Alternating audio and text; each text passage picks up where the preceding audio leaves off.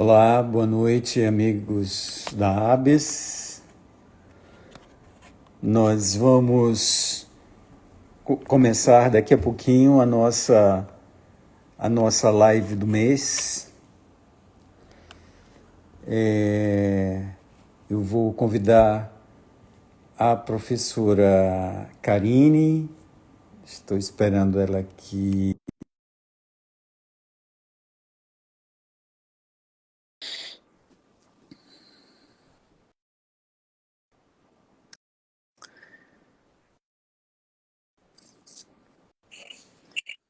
Opa, boa noite, Karine.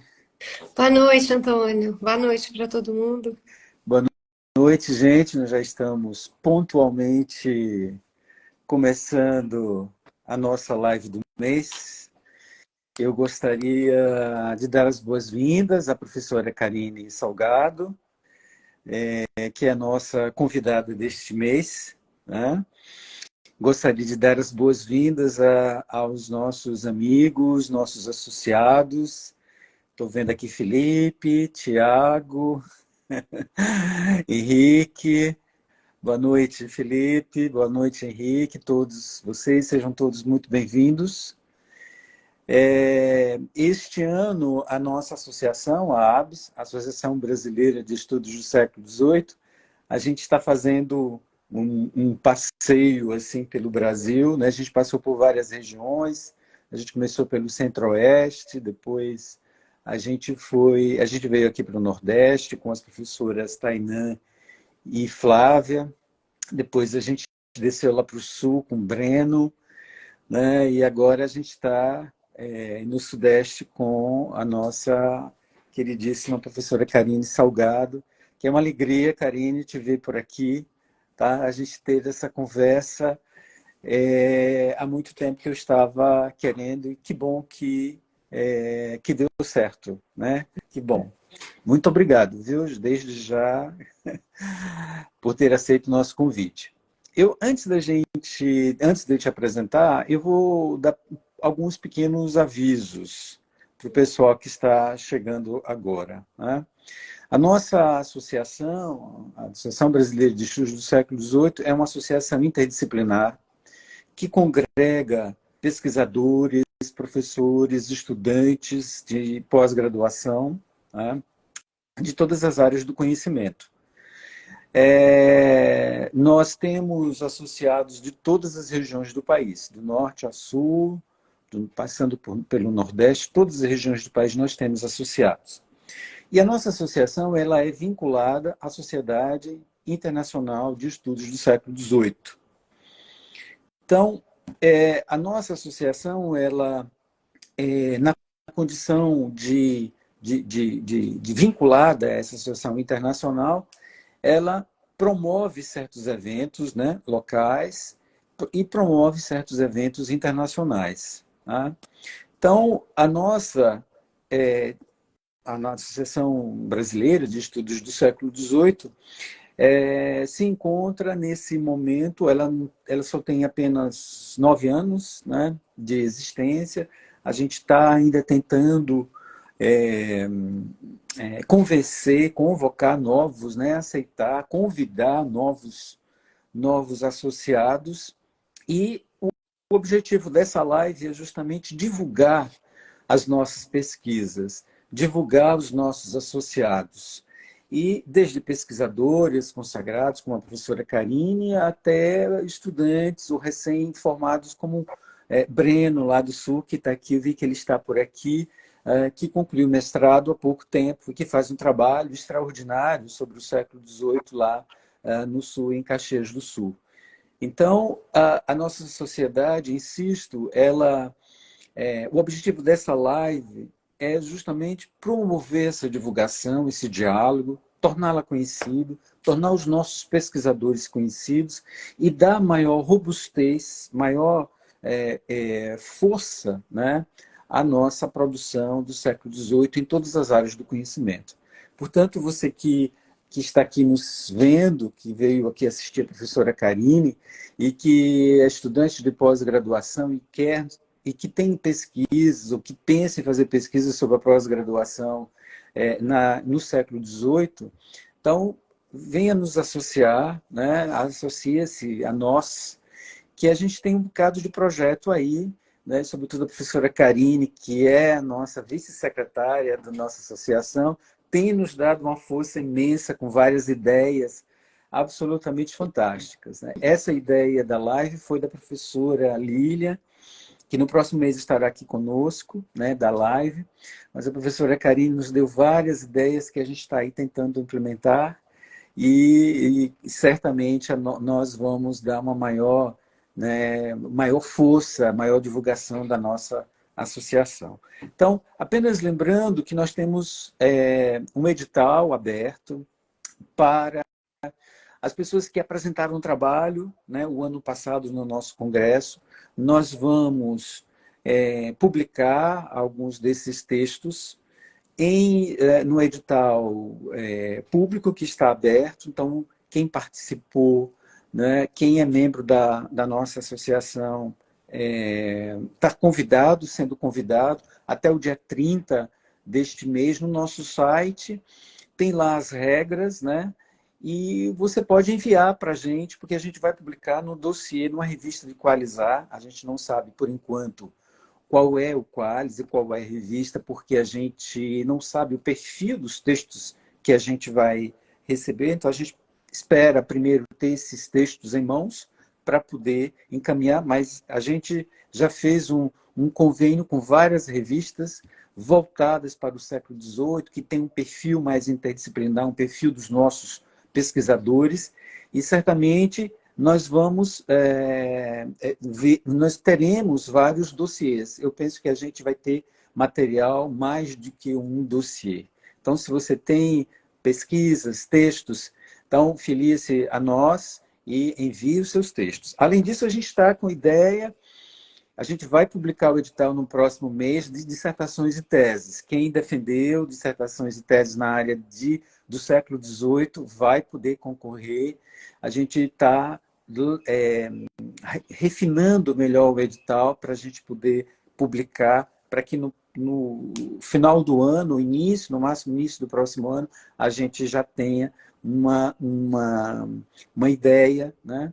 Além disso, a gente vai ter publicação de livros em e-books também dos nossos associados, né? Então, temos uma série de atividades. Uma outra coisa que a gente está publicando todos os meses, né, são os depoimentos dos nossos alunos que ganharam bolsa, né, que tiveram financiamento para participar do evento no Congresso em Roma, como Pedro. Eu vi que Pedro Miguel está aqui, que é um doutorando da UFBA, que eu vi que ele está aqui na nossa live.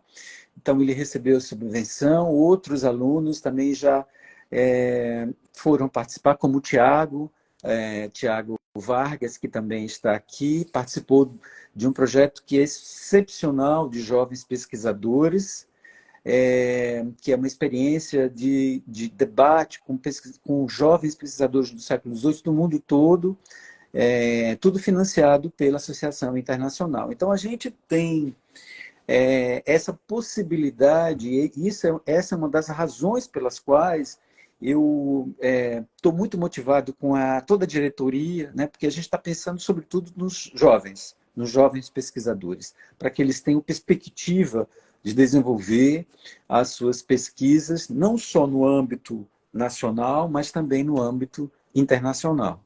Tá? Bom, depois dessa propaganda, né, porque precisa um pouco de merchandising, eu gostaria de apresentar, então, a professora Karine Salgado.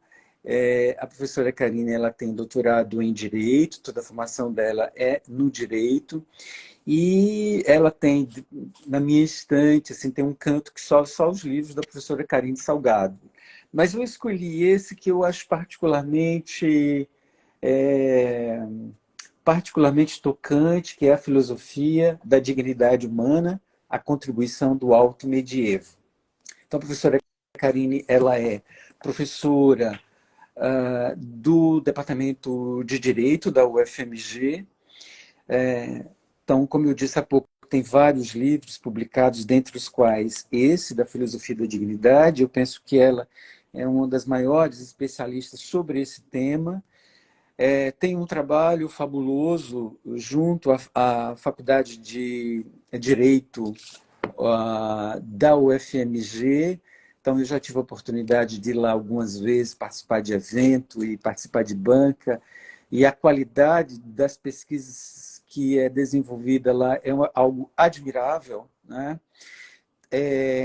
As teses, não só em volume, mas em consistência,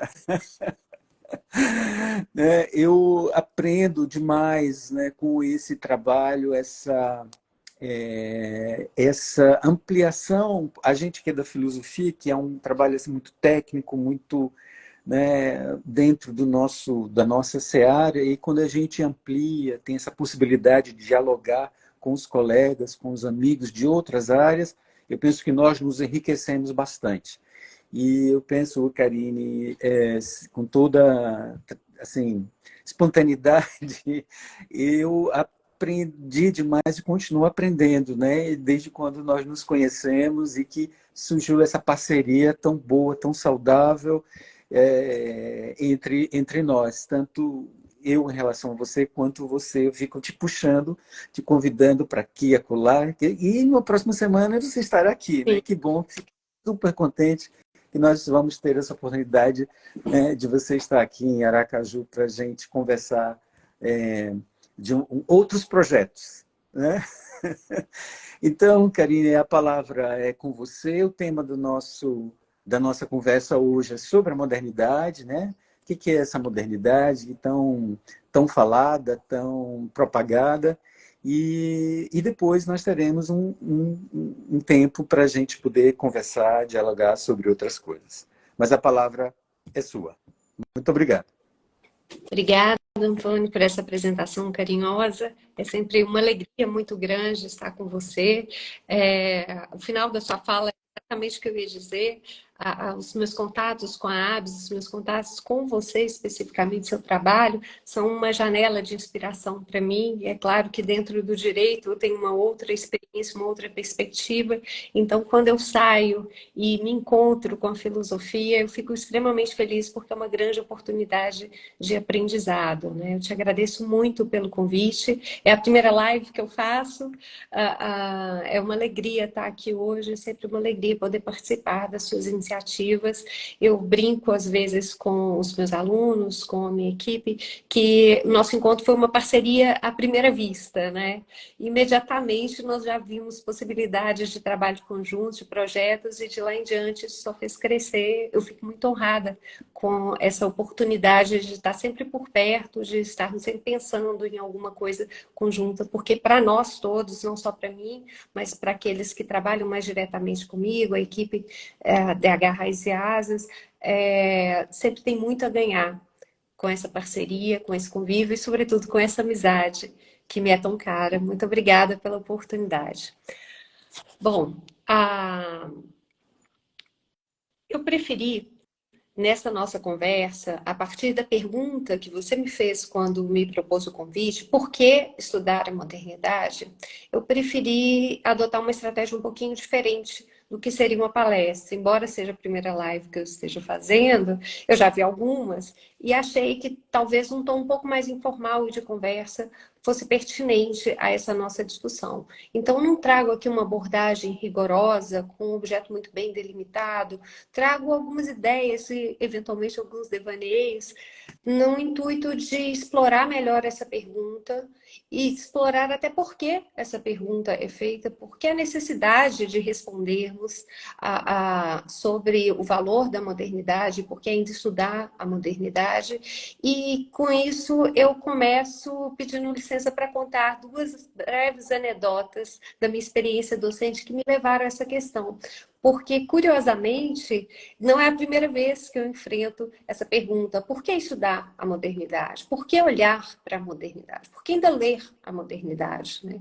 Parece que é uma espécie de karma na minha vida. Volta e meia, essa pergunta bate à minha porta. Há coisa de 4 anos atrás, mais ou menos, quando essa pergunta já tinha batido muitas vezes a minha porta, eu acabei escrevendo um textinho breve que se chama Ainda Modernidade, termina com uma interrogação, o título, enfim, era uma pergunta, mas era uma tentativa de resposta justamente para esse problema que volta e meia eu tinha que enfrentar ou com o qual me deparava aqui e acolá. Eu, como o professor Antônio disse, eu sou professora da Faculdade de Direito da UFMG, trabalho lá como docente há 14 anos, mas estou em sala de aula há mais de 20. E nessa caminhada, em várias situações, essa pergunta, de maneiras diferentes, foi se insinuando. Uma delas, e muito recorrente, foi a primeira vez que eu pensei sobre a questão de se estudar o passado, de se olhar para trás, não só a modernidade, mas a história da filosofia como um todo, a história da experiência jurídica como um todo, foi de uma curiosidade que eu notei na minha sala de aula de maneira muito recorrente. Eu dou aula para as disciplinas propedêuticas, particularmente as disciplinas críticas do curso, particularmente filosofia e direito, embora minha pesquisa esteja mais afinada com filosofia política, filosofia da história. Na faculdade, a disciplina de minha predileção é filosofia do direito. E as propedêuticas estão muito no início do curso, e nas primeiras discussões que a gente trava lá sobre justiça, sobre direito na cultura ocidental, eu sempre faço uma pergunta aos alunos e tenho uma resposta muito curiosa para elas. Então, eu começo aqui hoje colocando essa pergunta para você, Antônio Carlos, e para os demais que estão aqui conosco hoje, que é muito simplória. Se você tiver, eventualmente, um direito lesado, prometo que nós não vamos conversar sobre direito aqui. É apenas uma anedota que eu quero contar. Mas a pergunta que eu faço aos alunos é a seguinte: se você hoje tiver um direito qualquer lesado e precisar ajuizar uma ação, se você pudesse escolher o juiz que julgaria a sua ação, o que você escolheria? Um juiz que vai aplicar a lei e somente a lei, mesmo sabendo que a lei é mais ou menos e que, portanto, a decisão judicial não será grandes coisas, ou um juiz que vai julgar com base no bom senso. Ele não vai aplicar a lei, ele vai se valer exclusivamente do bom senso, mas, por outro lado, você tem nessa escolha a possibilidade de uma decisão mais adequada ao seu caso concreto, mais sensível às necessidades do seu caso concreto. O que vocês prefeririam? Quando eu faço essa pergunta aos meus alunos, eu escuto majoritariamente, em algumas situações, de maneira unânime, a resposta: eu prefiro o juiz que aplica a lei. Eu fico me perguntando por que isso acontece. É claro que vocês podem me dizer, no ambiente do direito é natural que as pessoas estejam mais apegadas à lei e estão dando uma resposta de alguma forma contaminada pelo ambiente onde elas estão. Mas o fato é que são alunos de primeiro período, muitas vezes ainda na primeira semana de aula. E deles eu ouço essa resposta. Mas ainda assim, essa questão me intrigava tanto, porque é que imediatamente eu tinha resposta sem que ninguém precisasse pensar, sem hesitar em um minuto e de maneira tão massivamente positiva para o juiz que aplica a lei, tão negativa para o juiz que aplica o bom senso, que eu comecei a fazer essa pergunta para pessoas que não estão nesse mundo jurídico, nem na condição de estudante, nem de professores ou profissionais, e ainda assim eu continuava ouvindo majoritariamente a preferência pelo juiz que aplica a lei. Por que isso acontece? Na experiência jurídica ocidental, a gente tem alguns fatos importantes que foram fazendo com que essa lei se tornasse um instrumento vinculado à ideia de segurança. Então, para a gente, é como se fosse quase um sentimento, um instinto de segurança que a lei representa. Há razões históricas que justificam isso. Mas essa questão me pôs a pensar sobre algo mais profundo, sobre a relação entre passado, presente e futuro, muito especialmente a relação entre passado e presente. Qual o papel do passado no presente? Porque as pessoas escolhem a lei convictas de que é uma escolha delas, uma escolha livre delas. Elas decidem, quando na verdade elas nem conhecem esse passado histórico que está as condicionando e que está reverberado na resposta delas. Elas não se dão conta disso. Conhecendo ou não esse passado histórico que levou à ideia de que a lei é instrumento de segurança, e por isso é melhor ela do que qualquer outra coisa, mesmo conhecendo, ainda fica essa questão do condicionamento. do peso que essa cultura, que essa experiência da cultura ocidental acaba exercendo sobre nós. Eu brinco com alguns colegas, quando eu discuto esse problema especificamente, que parece que a nossa tradição histórica fez com que isso entrasse para o nosso DNA. Imediatamente as pessoas já respondem com um grau de certeza que chega a me espantar. Então, qual é a força desse passado no nosso presente? Isso me parece uma pergunta relevante e muito conectada à pergunta por que estudar a modernidade, porque tradicionalmente no Ocidente, eu vou falar um pouco melhor sobre isso daqui a pouco, me parece que o passado sempre teve um papel importante para o presente. O que eu percebo na contemporaneidade é um descolamento maior em relação ao passado. Uma percepção do passado como memória, no sentido de memória de senso comum, como algo que deve ser preservado, conservado, respeitado, mas absolutamente passivo em relação ao presente. E aí eu caminho para uma outra historinha que eu vivenciei também dentro da Faculdade de Direito, que mais uma vez me levou a esse problema do passado e do presente, da relação passado-presente para a cultura ocidental, e especificamente me levou ao problema da modernidade. Eu não sei, professor Antônio Carlos, se isso acontece na filosofia. Eu imagino que, eu tenho uma intuição que sim, uma percepção que sim, mas posso estar errada, então me limito a falar do meu ambiente de trabalho. Da década de 90 para cá, nós assistimos a um fenômeno muito curioso na filosofia do direito. Uma predileção absoluta pelos contemporâneos e quase que um desdém pelo que a filosofia do direito chama de clássicos, que seriam os filósofos da antiguidade, da Idade Média e da modernidade, passando pelo Renascimento, enfim, os filósofos até a Revolução Francesa. E uma predileção muito especial por pensadores, por autores que estão concentrados da segunda metade do século XX para cá.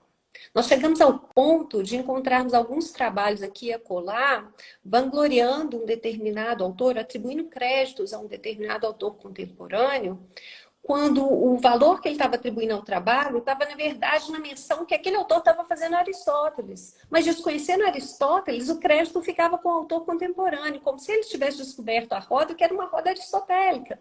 Mas ele não podia se dar conta disso, porque ele conhecia muito da contemporaneidade, mas conhecia muito pouco. E veja que Aristóteles é um dos autores, é um dos filósofos pilares para as discussões sobre justiça na filosofia de direito. E o objeto central da filosofia de direito é a discussão, é a reflexão sobre a justiça. Então, isso começou a me chamar a atenção, e o olhar dos meus colegas de trabalho também me chamava a atenção, porque eu ainda resistia aos contemporâneos, preferia me apegar mais aos clássicos e particularmente aos modernos, gosto mais deles. E eu sempre senti um olhar assim, nossa, Karine, você continua estacada no mesmo lugar? Quando é que você vai chegar na nossa realidade? Quando é que você vai aportar na realidade? Sair desse mundo empoeirado e chegar na realidade. Eu brinco com meus alunos que meus temas de pesquisa são sempre demodê. Se você quer um tema da moda, aqui não é o lugar. Definitivamente não é o lugar. Porque eu ainda preferi resistir e permanecer nesse passado, que aos olhos dele já era ultrapassado. Mas para mim ainda fazia sentido. E esse olhar dos colegas, ele acabou refletido no título desse texto, Ainda a Modernidade, porque era exatamente isso que eu lia na expressão deles. Ainda, isso de novo, vai falar disso, vai escrever de novo, vai pesquisar de novo, a modernidade de novo. Então, ainda a modernidade, quando eu escrevi esse pequeno texto, o título refletia exatamente aquilo que eu enfrentava no meu dia a dia de trabalho. Ou seja, uma visão que reconhece o valor da antiguidade, da Idade Média, da filosofia que está até a Revolução Francesa, mas é um valor de museu. Ela precisa estar lá guardada, preservada, merece ser visitada, mas ela não tem nenhum poder sobre o presente e, portanto, nós não podemos, nem devemos, muito menos precisamos, perder muito tempo com ela. Ela é para os dias de visita. Ela não é para os dias de trabalho. Ela não é para a construção de um futuro, para se pensar o futuro, se pensar criticamente o presente. Então, quando eu percebi isso, mais uma vez eu voltei ao problema da relação o passado e o presente. Mais uma vez, eu tive essa sensação de que alguma coisa se rompeu para nós, sobretudo nas últimas décadas. A nossa relação com o passado se rompeu de uma maneira muito importante e talvez pouco percebida porque muito silenciosa. Nós não reconhecemos o passado como um ator que atua no cenário presente. Ele não tem voz, ele não tem vez. O passado é passado ultrapassado, é passado passivo, não é passado a gente. Obviamente, nós não vivemos só de passado. E eu não estou querendo com isso dizer que o presente é um simples acúmulo de passados, ou um simples passado. Não, porque esse passado foi vivido o suficiente para se transformar em algo que é o nosso presente. Mas isso não significa que ele não esteja aqui de maneira nenhuma. Veja o exemplo da lei. Por que nós respondemos que a lei dá mais segurança do que o bom senso de um juiz? É melhor o juiz que aplica a lei porque ele me traz mais segurança. De onde vem isso? Isso é um passado que está reverberando na nossa convicção e nas nossas escolhas presentes, sem que a gente sequer dê conta disso. Essa relação e esse papel que o passado tem na nossa cultura me parece ser uma marca da cultura ocidental. Então, passada essa fase das duas pequenas histórias, eu queria muito brevemente tratar de 3 pontos para tentar, não sei se eu ainda tenho muito tempo, Antônio Carlos. Temos tempo. Temos tempo. Mas eu vou muito brevemente tocar em 3 pontos que me parecem importantes para a gente pensar conjuntamente a resposta para a pergunta por que estudar a modernidade. Não tenho a pretensão aqui de trazer uma resposta completa, muito menos definitiva, mas acho que a gente precisa olhar para alguns indicadores, para alguns caminhos que nos ajudam a pensar melhor essa pergunta. Até porque se nós precisamos fazer essa pergunta, tem algo acontecendo. Isso já me parece ser sintomático. Então, eu queria tratar de 3 pontos muito breves. Primeiro, essa relação própria da cultura ocidental com o seu passado, que hoje me parece rompida, mas historicamente não foi assim, até muito pouco tempo atrás. Segundo, a relação da modernidade com o passado, que eu acho que ratifica o que eu identifico como uma característica da cultura ocidental e da sua relação com o passado. E num terceiro momento, o tempo presente, a forma como a gente lida com essa modernidade. Então, de maneira muito superficial, é claro, muito breve, o que eu tenho a observar sobre a nossa cultura é o seguinte: todo momento histórico procura justificar suas ideias, a sua originalidade, na comparação com aqueles que o antecederam. Assim é a história do Ocidente, autorreferenciada em si mesma. O passado se encontra nesse discurso de resgate e ruptura, de reconhecimento e de negação daquilo que nós somos ou daquilo que nós fomos ou queremos ser. A originalidade, a autenticidade estão imediatamente em contato com esse passado. Quer seja para assumir esse passado, quer seja simplesmente para negá-lo. O fato é que, vejam que curioso, para nós, para a cultura ocidental, não basta simplesmente sermos o que somos. Não basta simplesmente construirmos aquilo que a gente acredita que tem que ser construído. Nós precisamos nos colocar em relação com. Nós precisamos fundamentar a nossa posição, a nossa existência, a nossa construção. Nós precisamos justificar, legitimar aquilo que somos. A cultura ocidental marca, assim, a sua identidade absoluta na sua ausência de humildade, que definitivamente humilde ela não é, na sua convicção de certeza, de verdade, de regra para o mundo, mas sempre dependente de si mesma, sempre prestadora de contas ao seu passado, como se isso fizesse parte de uma espécie de um rito de passagem para a aceitação universal daquilo que agora eu quero dizer ou colocar como verdade. Numa aposta muito alta e arriscada, se eu pudesse dizer algo sobre o Ocidente, eu diria que o Ocidente, a cultura ocidental, padece de falta de autoconfiança e compensa isso com um excesso de autoestima. A cultura ocidental está condenada a propor o novo sempre com um gostinho de passado. O novo, que por mais original que seja, nunca nasce ex nihilo. E digo isso não só da cultura ocidental, se é que é possível para o ser humano, em qualquer tempo ou cultura, criar algo que seja inteiramente novo, que seja inteiro e espontaneamente por si. A historicidade é a marca da humanidade. Portanto, não nos livramos dela e do passado assim tão facilmente, como nessa historinha que eu acabei de contar. A modernidade, que eu estou tomando de maneira convencional, como um período compreendido entre o fim da Idade Média e a Revolução Francesa, mais especificamente a queda de Constantinopla, né, em 53, ou a descoberta da América em 92, enfim. Mas convencionalmente, entre esse fim da Idade Média e a Revolução Francesa, essa modernidade é talvez um momento em que essas características da cultura ocidental revelam melhor a sua natureza e também as suas fraquezas. Na modernidade, parece que tudo está ampliado e ao mesmo tempo sintetizado. Talvez justamente por ter sido essa modernidade dedicada a assumir e dialogar com um legado que lhe cabia de forma mais intensa que qualquer momento anterior ou posterior. Talvez também porque na modernidade se vislumbra de forma nítida a autoconsciência, a percepção crítica de si mesmo, aliada a uma consciência histórica que só poderia surgir a partir da afirmação do homem como arquiteto do seu destino. Então, vamos olhar um pouquinho para essa modernidade e para a relação que ela tem com o seu passado, e especificamente com a Idade Média, que é o passado do qual ela quer se desprender, a partir do qual ela quer inovar. Porque acho que nessa relação a gente encontra não só alguns elementos característicos dessa modernidade, dessa a cultura ocidental, mas encontramos também algumas chaves para a resposta da nossa relação com o passado e do porquê ainda estudar a modernidade. Bom, essa modernidade se inaugura pelo desarranjo de uma estrutura que sustenta a mundivisão medieval, em que o universo se estende como se fosse um grande mapa acolhedor e definidor do lugar de tudo o que existe. Tudo na mentalidade medieval tem um lugar específico nessa ordo.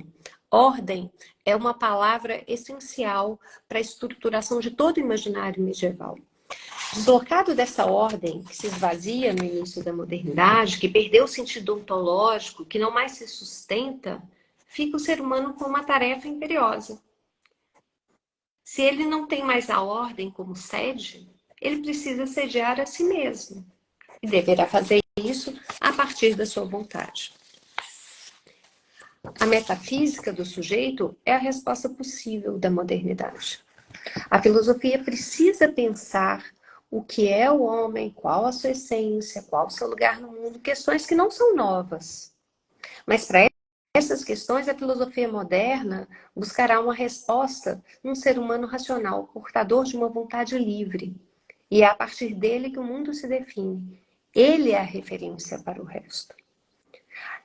Vejam que curioso. Embora a modernidade queira se afastar e se diferenciar da Idade Média, ela tem muitos elementos e muitos pontos de contato em comum com essa Idade Média. A começar pela vontade de ser moderna. Não há nenhuma novidade em querer ser moderno. Muitos medievais cultivaram essa ideia e quiseram, esse sentimento de modernidade, e quiseram inovar. A palavra moderno, ela já está no vocabulário medieval. O que acontece na modernidade, talvez, seja uma generalização e uma intensificação desse sentimento, dessa vontade de romper com o velho, com a tradição e de inovar.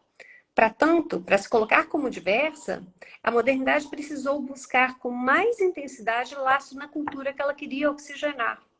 Ela precisou se legitimar perante aquilo que ela negava, tirando da sua negação ou da produção recusada seu sustento, sua força, sua fundamentação. A modernidade é marcadamente ou autenticamente ocidental no que tange a essa característica que eu estou tentando exaltar. Ou seja, a forma de se colocar e a forma de se legitimar a partir de uma necessária comparação ou relação com o passado. É preciso, portanto, analisá-la com mais cuidado, com o intuito de entender como ela se desenvolve, como ela se constitui e como ela constitui o futuro que somos nós. Enfim, entender essa modernidade é entender a nós mesmos, compreender a nossa realidade, os nossos padecimentos, as nossas limitações. E com isso, obviamente, eu não quero dizer ou depositar na modernidade a responsabilidade por todas as frustrações que o mundo contemporâneo está enfrentando. Acho absolutamente injusto e inapropriado esse tipo de acusação para a modernidade. Mas eu quero apenas ressaltar o quanto os caminhos e as possibilidades eleitos e explorados a partir daquilo que a modernidade nos oferece pode nos ajudar na difícil tarefa de leitura e interpretação da nossa própria realidade. Mas vejam, as respostas para os nossos desafios não estão na modernidade, nem na Idade Média, nem em nenhum passado. As respostas não são modernas, elas não estão lá. Mas elas não podem ser construídas para o mundo contemporâneo sem a compreensão do passado. E nesse caso específico, e sobretudo, sem a compreensão do nosso passado recente, que é essa modernidade. Portanto, para concluir, reler os filósofos modernos não é apenas uma visita ao nosso passado próximo. É um pôr-se em relação com a imensa história do pensamento ocidental que ali se frutifica. Vejam um exemplo que eu dei no início dessa fala sobre a lei e a preferência das pessoas pela lei em detrimento do bom senso. Por que elas fazem isso? Quando eu pergunto por que preferem, elas dizem é mais seguro. Eu pergunto, é mais seguro por quê? Ninguém sabe dizer.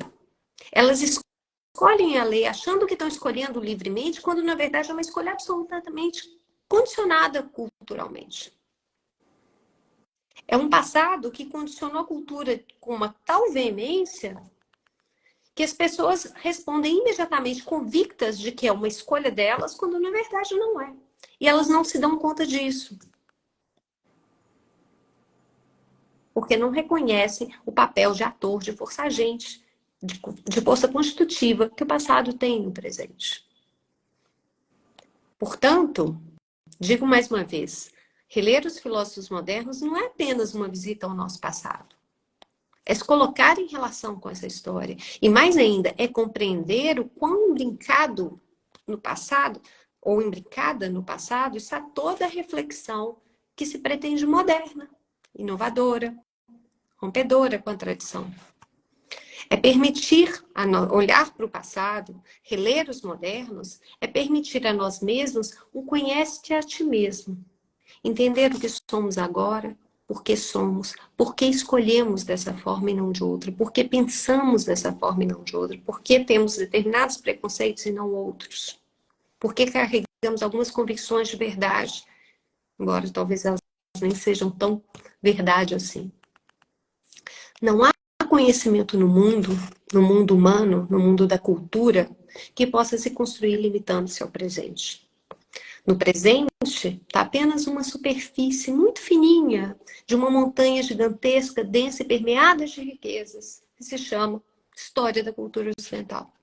Conhecer o presente é sempre superficial e algumas vezes até ilusório e ingênuo se ignora o passado. Portanto, o que eu posso desejar nessa noite e nas muitas que se seguirão na vida de todos nós é que nossos retornos ao passado sejam constantes. Não por um saudosismo que nunca deve existir na academia, mas pela potencialidade que ele tem de nos armar, de nos precaver, de nos preparar em relação ao presente. Para nós, meu querido amigo Antônio Carlos, ainda o passado, ainda a modernidade. Obrigada. Obrigado, professora Karine, por essa aula excepcional. Eu vou só comentar duas questões. A gente já está começando a receber aqui comentários. A primeira é o seguinte, é muito curioso nessa pergunta que você faz, né, se os estudantes, nessa hipótese, né, se os estudantes acatariam uma decisão do juiz, se prefeririam uma decisão do juiz, ou talvez uma conversa com bom senso para resolver o problema, né? Então, talvez porque os estudantes, né, não conhecem a crítica, por exemplo, que Descartes faz ao bom senso, né? Descartes diz, olha, o bom senso é a coisa mais mal distribuída que há, né? Porque todo mundo acha que tem bom senso, né? Sim. Então, talvez, mas veja, parece uma bobagem, mas não é, né? Ou seja, é graças à modernidade que nós concebemos esse pensar as coisas do mundo de uma maneira metódica, né? No programa de pós-graduação de Meio Ambiente e Desenvolvimento, em geral, as referências das pessoas têm horror a Descartes e a Bacon, porque atribuem a eles a modernidade, destruição da natureza, mas é de uma ignorância, claramente, essas pessoas que escreveram alguns bons textos, né? Mas que não leram Descartes, que não leram Bacon, né? E quando eu ponho os alunos para estudar esses filósofos, eles têm a impressão que eles descobriram a roda, assim, que aquilo que eles estudaram não tinha muito a ver com... Né? Por quê? Porque eles não leram os filósofos, eles não leram esses referenciais. Né? Então, Sim. ficam repetindo cacoetes, É. né? Como o Bacon... Né, em relação ao passado, que definitivamente não corresponde à realidade, mas que se torna quase fato histórico, né? Tamanha a intensidade dessa repetição dessas imagens, né? Que não tem nenhuma fidelidade em relação a esse passado, a esses filósofos. Né? Exato, é. Então, esse é o primeiro comentário. O segundo comentário é o seguinte, é que, assim como no direito, na filosofia também há essa predileção pelos contemporâneos, né, em detrimento dos modernos e, sobretudo, dos antigos.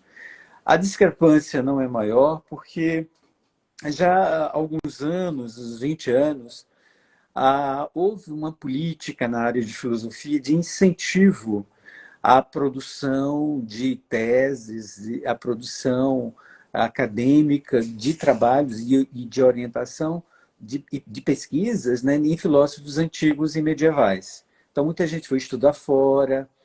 Então, hoje, isso cobria um pouco essa falha, né, essa lacuna da ausência de pesquisas em antiga e medieval, porque muitos foram, de fato, fizeram doutorado nessas áreas fora do Brasil. Então, hoje a situação é melhor, né? Mas, comparativamente, há uma predileção, sim, dos contemporâneos, e eu diria mais, né? Hoje há uma tendência de alargar um pouco o cânone, né, clássico. Né? Eu não sei como é que está no direito, mas na filosofia tem essa discussão bastante acirrada, né? Por um lado, com justificativa, no sentido desse alargamento, né? Precisa alargar o cânone, no sentido de introduzir novos pensadores, mulheres, né? Porque o cânone da filosofia é muito restrito, né? Os clássicos, né, são, de fato, masculinos. E um bem fechado. Como? E um grupinho bem amarrado, bem fechado. Bem Né? amarrado, exatamente. E então a nossa tendência é de alargar um pouco esse universo, né? Mas recentemente tem tido uma revisão um tanto complexa que é do estereótipo, né? Por exemplo, bom, Locke é liberal, portanto Locke é escravista, e aí não se estuda ou não se deve estudar Locke, não se deveria estudar Locke. Estou dando um exemplo porque é o filósofo que eu trabalho, né?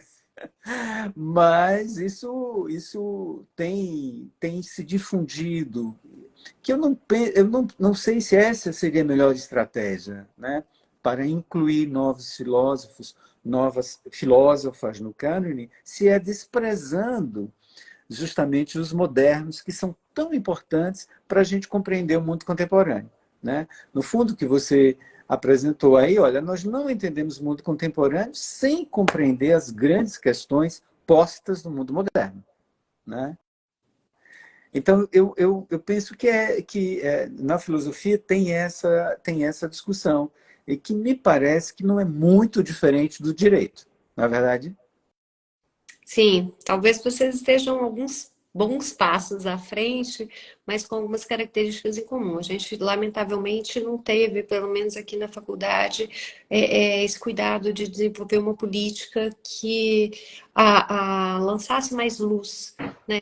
períodos antigos, os medievais, ou mesmo os modernos. Eu acho que é natural na história como um todo que a gente tenha tendências, né? Então, num determinado momento histórico, se lê muito Santo Agostinho, de repente é Santo Tomás a bola da vez. Acho que é natural esse movimento, como é natural, embora condenável, que alguns sejam simplesmente preteridos, porque se não encaixam ali naquilo que é a expectativa daquele padrão da época. Então, por isso que essas revisões e essas ampliações de listas são sempre muito bem-vindas. Mas o problema é quando eu começo a olhar para todos os outros que não são os meus prediletos como desnecessários. Eu não gosto, então eles não têm nenhum papel na realidade a desempenhar. Né? Eles não têm nenhuma contribuição a oferecer. Eu acho que essa é a questão mais delicada que a gente enfrenta hoje. Porque se a gente verificar quem são os autores mais lidos no século XVII, no século XVIII, no século XV, a gente encontra uma listinha de best-sellers. Tem os prediletos daquele momento e tem os preteridos daquele momento também. Então, isso na transição da Idade Média para a Idade Moderna fica muito claro, né? Alguns autores que eram venerados no fim da Idade Média, de repente são achincalhados no século XVI, no século XVII. E acho que faz parte do movimento das ideias. O problema é quando a gente simplesmente coloca numa única bacia todo o nosso passado como peça de museu, como um passado que não tem nenhuma contribuição a oferecer. Isso que eu acho mais grave e mais importante, que precisa ser mais questionado e pensado. Né? Quando você me fez convite, falar, vamos conversar sobre por que estudar a modernidade, eu falei, gente, se nós estamos precisando conversar sobre isso, já tem alguma coisa errada, porque era para ser autoexplicativa essa modernidade, a necessidade de estudá-la, né? Quase que autoexplicativo isso, tamanho a imperiosidade desse estudo. E, infelizmente, não acontece. Então, isso, como eu disse no início, me parece muito sintomático. E é uma grande oportunidade poder discutir isso, porque a gente consegue aventar outras possibilidades que ultrapassam o simples problema da modernidade, mas jogam luz numa coisa que se tornou gradualmente uma constante nas últimas décadas, sobretudo, a meu sentir, uma constante nesse padrão da cultura ocidental e da sua relação com o passado. Né? É isso mesmo, é uma maravilha essa sua visão, né, de como nós precisamos pensar melhor, né? Você usou uma palavra bem que eu gostei muito, esse passado passivo, né? A gente não compreende o passado como extremamente importante para a nossa vida hoje, contemporâneo, né? A gente Sim, precisa de moderno, né? E ter uma visão mais ativa desse passado, né? sim. Eu É, posso fazer, você quer comentar? Eu queria fazer uma outra pergunta, saindo um pouco dessa temática. um comentário muito breve. Eu acho que tem um elemento que pesa em favor dessa postura de olhar para o passado como um passado passivo, que é essa transformação que a nossa sociedade sofreu nas últimas décadas, que fez com que ela se tornasse muito imediatista. Né? Eu tenho uma intuição de que esse imediatismo próprio da cultura contemporânea, em alguma medida, criou um valor depreciativo, pejorativo para o passado. Então, em termos depreciativos, não é porque ele é até respeitado, reconhecido como merecedor de respeito, mas não mais do que isso. Né? Eu tenho a sensação de que o problema é bem mais amplo, enfim, transborda para além dos muros da academia e é uma questão da sociedade contemporânea, propriamente, que está refletida dentro da academia também. Sim, sim. Karine, eu queria fazer uma pergunta, queria que você explicasse um pouco, né, sobre o seu grupo de pesquisa, o Asas e Raízes. O que é o Asas e Raízes? Você poderia, por favor? Sim. Ah, desde a minha entrada na Faculdade de Direito, a gente tem uma tradição aqui de ir formando gabinetes de pesquisa ao longo da nossa carreira docente. Então, a gente vai agregando orientandos de graduação, de mestrado, de doutorado, e isso se torna uma espécie de coletivo, uma equipe de pesquisa, e essas equipes começam a ter algumas iniciativas, enfim, começam a fazer algumas propostas para atividades acadêmicas e expandir aquilo que ela está produzindo ou aquilo que ela tem de interessante para mostrar para além desse cercadinho da própria equipe de pesquisa. A equipe se chama Direitos Humanos, Raízes e Asas. Ela existe há mais ou menos uma década, por ela já passaram dezenas de discentes, mas ela conta com a colaboração de muitos professores hoje, alguns ex-membros da equipe na condição de orientandos, que se espalham pelo Brasil e por instituições fora do país, e o grupo tenta empreender algumas iniciativas para fomentar debates que parecem interessantes para o nosso objeto de pesquisa. Embora a gente esteja no direito, ele não é e o título do grupo, o nome do grupo remeta aos direitos humanos, ele definitivamente não é um grupo que pesquisa direito. Eu brinco que lá se faz de tudo, exceto direito. As teses são escritas volumosas, é tradição no direito, teses de 400, 600 páginas, mas raramente a palavra direito aparece nesses textos. E às vezes eu enfrento até a adversidade que é ter colegas do direito questionando os meus orientantes, dizendo: olha, sua tese está muito boa, mas ela não é do direito. Eu não vejo isso como um demérito nem como um pecado. Eu fico muito orgulhosa, porque acho que a gente conseguiu sair da caixinha. E sair da caixinha é o primeiro passo para quem quer avocar para si o direito de pensar. Né? Então, é um grupo que não trabalha com direito especificamente, tem uma perspectiva bem interdisciplinar, um diálogo muito estreito com a filosofia, particularmente com a filosofia política, a filosofia da história, com a história, com a antropologia, eventualmente, com as ciências políticas também. Enfim, a gente tenta costurar é, é, essas áreas de saber, porque acho que elas contribuem para que a gente possa pensar questões que não são caras, e todas essas questões, de alguma forma, giram em torno da dignidade humana e da cultura ocidental como produtora dessa ideia de dignidade humana. É isso que a gente tenta fazer, e então são várias iniciativas, além das pesquisas, que vão desde publicações até minicursos, organizações de eventos, grupos de estudo, etc. Eu peço licença, então, Antônio Carlos, para falar um pouquinho do evento que a gente vai fazer junto com a ABS, junto com o GT, Filosofia da História, Modernidade, junto com o NEFEM, que é o 8º Simpósio Internacional de Filosofia da Dignidade Humana e o 10º, me ajuda, Antônio, encontro, é o 10º encontro Nacional de Filosofia da História. Exatamente, vai acontecer aqui em Belo Horizonte, de 17 a 19 de outubro. O tema desse ano, dos dois eventos conjuntos dessa parceria, é os sentidos da história. Nós estamos aceitando trabalhos até dia 31 de agosto no perfil, nesse perfil aqui que eu tô, né, que é o DH Raízes e Asas no Instagram, tem um link com o edital e todas as informações. A participação pode ser online, não precisa ser presencial, e a gente vai receber vários professores de várias instituições discutindo sentidos da história nas mais diversas perspectivas e tradições. É Isso. isso. Eu ia falar, eu ia dizer, por favor, fale sobre o evento, evento da dignidade humana, né, que eu já tive o prazer, a satisfação de ir e voltarei este ano de forma presencial, né? Uhum. Então, semana que vem você estará aqui no evento também que eu estou organizando. Eu vou aproveitar e vou fazer a propaganda, merchandise, que é o 5º Colóquio Nacional de Ética e Filosofia Política. O evento é presencial. A gente está comemorando os 20 anos do Grupo de Ética e Filosofia Política. E, bom, várias pessoas, né, vários colegas, amigos estarão por aqui, entre as quais a professora Karine Salgado. Né?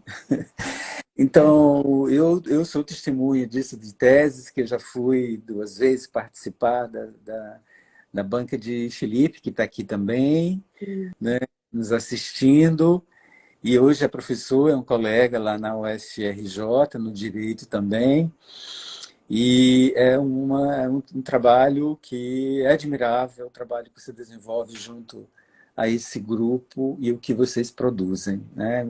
Você está de parabéns e toda a equipe está de parabéns. É uma organização impecável. Obrigada. Olha, Lília, a gente está caminhando para o final, a gente tem ainda mais 5 minutinhos. A Lília fez aqui um comentário. A ideia de uma pós-modernidade contribuir para o afastamento do pensamento moderno, na medida em que postula rupturas que, de fato, não se concretizaram, né? Conceitos como de uma modernidade tardia também contribuem para complexificar as discussões, né? Sobretudo da escola de Frankfurt, modernidade tardia, né? Ou seja, muito. Alguém teve também, não sei se foi Bruno também comentou aqui, à luz de Jean Baudin, o Renascimento, que por si só já é muito complexo, mas ainda o que é modernidade, moderno e modernismo. Então, são conceitos, cada conceito desse já é um mundo, né? É um mundo. O conceito de modernidade é muito fluido e, ao mesmo tempo, muito complexo. Tem um professor aqui da Faculdade de Direito, ele escreveu um texto há um tempo atrás que se chamava As Constelações ou a Constelação de Modernidades. Porque a gente nem pode falar de uma modernidade só, são muitas modernidades, né? De fato, se essa modernidade acabou ou não, é uma questão que ainda está em aberto, né? Há aqueles, como a Lília está observando aqui, há aqueles que de fato entendem que ainda estamos na modernidade. Acho que é uma posição absolutamente defensável, né? Sob essa perspectiva de Habermas, por exemplo, da razão instrumental, talvez estejamos ainda na modernidade. Se há quem defenda que ainda estávamos até outro dia numa longa Idade Média, por que não pensar que ainda estamos na modernidade? É perfeitamente possível, né? Mas eu particularmente prefiro fazer uma diferenciação entre modernidade e contemporâneos, porque eu vejo uma fissura importante, uma mudança de comportamento, uma mudança de mentalidade é importante. A própria revolução tecnológica transformou a sociedade de tal forma que é muito difícil pensar em padrões, em uma mentalidade, em padrões de comportamento e, por via de consequência, em organização política, em reflexão e debate sobre política, sobre moral, sobre valores, nos exatos mesmos termos que fazíamos há 2 séculos atrás, né? 3 séculos atrás. Então, para mim, faz mais sentido pensar em contemporâneos e modernos. Eu também, eu concordo plenamente com você. Nossa, a nossa a caracterização daquilo, né, que a gente compreendia como moderno, né, por moderno, no mundo contemporâneo ficou muito acelerado, né? Como disse o próprio como é o nome dele? Walter Benjamin, né? O moderno se torna se envelheceu muito rapidamente, né? Sim. E o moderno se envelhece muito, o contemporâneo se envelhece. A gente poderia brincar com as palavras, né, do Benjamin. O contemporâneo também se envelhece rapidamente, né? Porque tudo é feito para consumir, né? Sim. Tudo é feito para que você possa descartar e ao E é descartar curioso porque a ideia de moderno começa a ser veiculada na Idade Média justamente para dizer não quero envelhecer, eu não quero ser velho, porque naquela ideia de 6 idades de Santo Agostinho, o tempo dividido em 6 idades, em 6 períodos, parafraseando as 6 idades do homem, o tempo caminhava para o envelhecimento. E os que divergiam dessa posição agostiniana reivindicavam para si a ideia de moderno porque não queriam envelhecer. E, paradoxalmente, hoje a gente vive um moderno que envelheceu, né? Envelheceu envelhecer. muito rapidamente. É verdade. Então, como fazer? Vou fazer uma última pergunta, Karine, mas como fazer para a gente suplantar, para a gente resistir, para a gente não entrar nessa onda de que o moderno não tem nada a ver? Como a gente fazer para a gente ainda continuar na modernidade, né? Para a gente convencer os nossos alunos da importância dos modernos. Como é que a gente faz isso? Será que a gente vai ter fôlego para continuar? A gente sempre termina com a pergunta do milhão, né? Essa é a pergunta do milhão para a nossa discussão aqui. Eu não sei, não acho que tem uma fórmula para a gente resolver o problema, mas eu acho que a gente vive hoje o que eu chamo de cultura dos incultos. A gente se descolou do nosso passado. E a gente precisa ter consciência disso para repensar a nossa relação com o passado, porque sem ela somos mais pobres, somos mais cegos, somos mais incapazes de construir um futuro melhor. Bom, depois disso eu não tenho mais nada para dizer, viu, Karine? Depois... Acho que não. Não, eu só tenho a te agradecer, tá, por essa conversa saborosa, como sempre. A gente tem uma amizade, assim, um carinho tão grande, né, um pelo outro, que eu fico encantado quando te vejo, te ouço. E gostaria de convidar os nossos amigos, os colegas que estão aí nos ouvindo, que vão nos ver, certamente, porque esse vídeo vai ficar na nossa página, vai rodar. É, eu gostaria de convidar todos vocês para o próximo mês, então a professora Lilian França, que está aqui nos assistindo, né, e que eu faço questão de sempre agradecê-la, porque essa ideia da live do mês foi uma ideia dela, nossa secretária, né, nossa parceira também da ABS. Então, nós vamos conversar com a professora Lília aqui sobre a arte ecos da modernidade na contemporaneidade, né? No que diz respeito à arte. Ela me deu um título que eu achei tão bonito, mas eu acabei esquecendo assim, o título, mas depois a gente vai divulgar o título direitinho. Mas gira em torno da... Oi? É bom que deixa todo mundo na expectativa, curioso em relação a esse título. Exato, e a professora Lili, ela é especializada na história da arte, tem um trabalho fabuloso sobre a arte contemporânea, inclusive, então ela vai trabalhar esse viés, um pouco continuando essa nossa conversa, Karine, né? Só que no campo das artes, né? A modernidade na contemporaneidade no que diz respeito às artes. Uhum. Então, eu convido vocês que estão aqui nos assistindo, que vão, no próximo mês, a presença, então, da professora Lilian França, nossa secretária aqui da ABS. Então, mais uma vez, muito obrigado, Eu Karine, por sua que presença. agradeço, é sempre uma alegria imensa, uma grande oportunidade para mim. Eu aceito todas as vezes que sou convidado, porque é uma honra, uma alegria e uma oportunidade de enriquecimento e aprendizado sempre enorme. Obrigada, mais uma vez. Muito obrigada. Bom, gente, muito obrigado, muito obrigado. Boa noite e até o próximo mês. Tchau. Tchau.